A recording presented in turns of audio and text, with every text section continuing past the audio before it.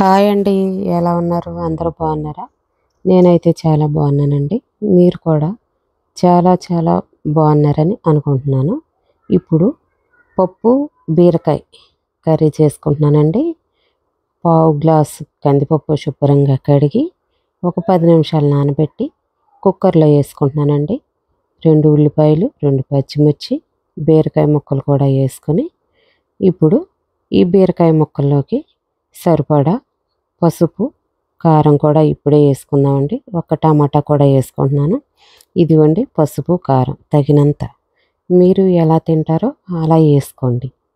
కొద్దిగా వాటర్ పోసుకుందాం. ఎక్కువ వద్దండి, కుక్కర్లో కదా మనం పెట్టుకునేది. కొద్దిగా అయితే సరిపోతుంది. ఒక్క పావు గ్లాసు అంటే ఒక 100 గ్రాముల వాటర్ అనుకోండి. ఆ వాటర్ పోసుకుంటే సరిపోతుంది, మనకి దగ్గరగా ఉంటుంది. పప్పు బీరకాయ కదా, ఎక్కువ పలసగా ఉంటే నాకు ఇష్టం ఉండదు. కొద్దిగా చిక్కగానే ఉండాలి, అందుకని కొంచెం వాటర్ పోసుకున్నాను. మనం నెక్స్ట్ చింతపండు పులుపు కూడా వేసుకుంటాం కదా. ఇప్పుడు 2 విజిల్స్ వస్తే సరిపోతుందండి.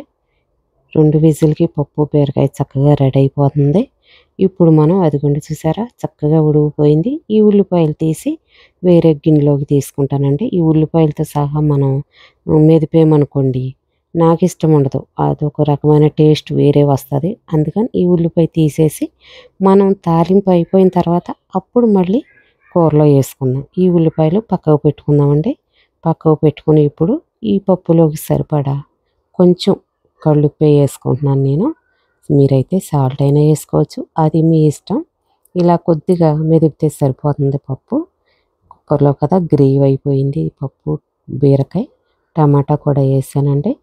కాబట్టి కొంచెం చింతపండు వేసుకుందాం. చింతపండు వేసుకుంటే ఆ టేస్టే వేరండి. ఇప్పుడు నానబెట్టి పక్కకు పెట్టాను చింతపండు. ఇప్పుడు గ్యాస్ అంటించి ఒక బౌల్ పెట్టుకుని తగినంత ఆయిల్ వేసుకుని పచ్చెనగపప్పు, ఆవాలు, ఎండుమిర్చి, జీలకర్ర అన్నీ వేసానండి.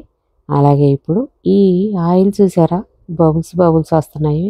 ఇవి ఫ్రీడమ్ ఆయిల్ కాదండి, పల్లి ఆయిల్ కాబట్టి ఇట్లానే వస్తుంది. పల్లి ఆయిల్ అయితే చాలా టేస్ట్ ఉంటుందని పల్లి ఆయిల్ వేసుకున్నాను నేను.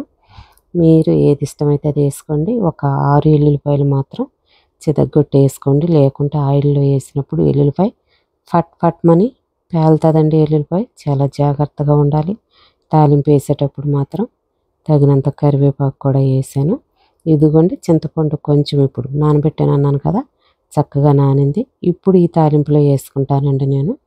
మీరైతే ఎలా వేసుకుంటారో కామెంట్ పెట్టండి.